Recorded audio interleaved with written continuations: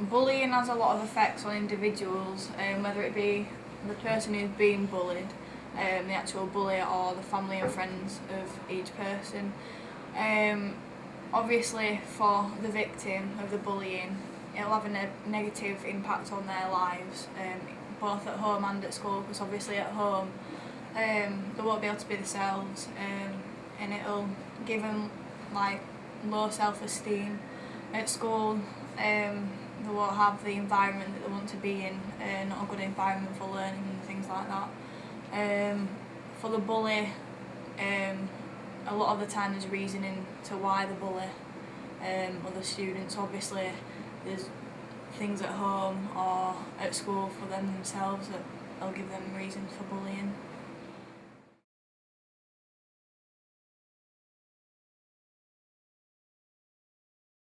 Well, I've done a lot of restorative work with people who were either known for bullying or people with just behavioural problems within school,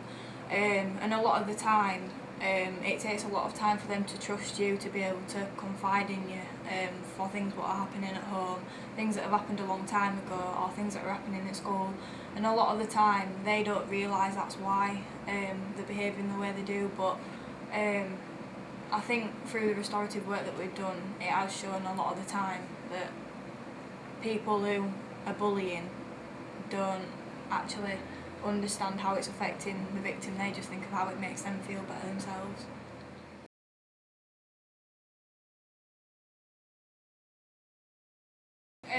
Well, one of the first people that I gave to mentor, both me and Oliver, mentored Jake, who's obviously now a CyberMentor himself. At first he had a bit of a negative attitude towards the mentoring, because he didn't really care, because obviously we found out that he was in the wrong kind of friendship group, and obviously peer pressure was the kind of thing that got him to behave the way he did. But when we did the work that we did with him, just looking back at home and things like at school, who he hangs around with, lessons that his behaviour is worst in, we defined certain things that actually were his weakest points, and that's when we worked on them, and then he realised himself that he needed to change. So obviously that is one of the biggest success stories of Horbury.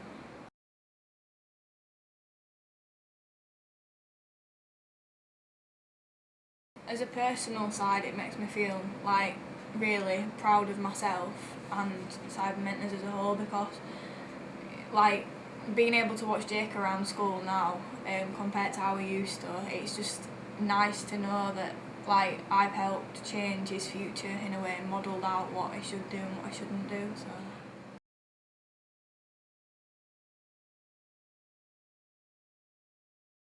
Well, in my eyes, no one can ever be perfect, and if an adult, for example a teacher, can look back and say that they were perfect as a child, then fair enough, they can back up themselves with that point. But from my perspective,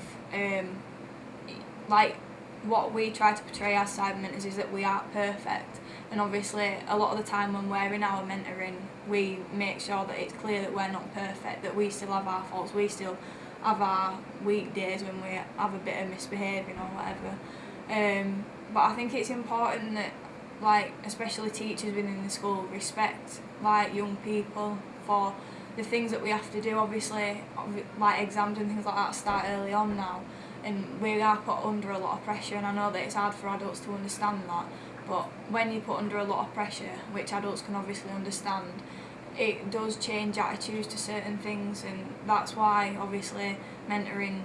peer mentoring for people the same age helps, because we can understand and relate to their situation.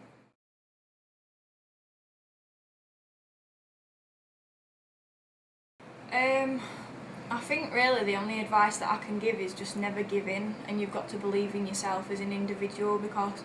it's up to each individual what you want, whether you think that grades and your academic side of things are really important to you. But obviously as you join CyberMentors, you need to realise that CyberMentors is going to have to be one of your priorities. But obviously you've got to be strong-willed to be a CyberMentor, and you've got to fight for what you believe in, and you've just never got to give up.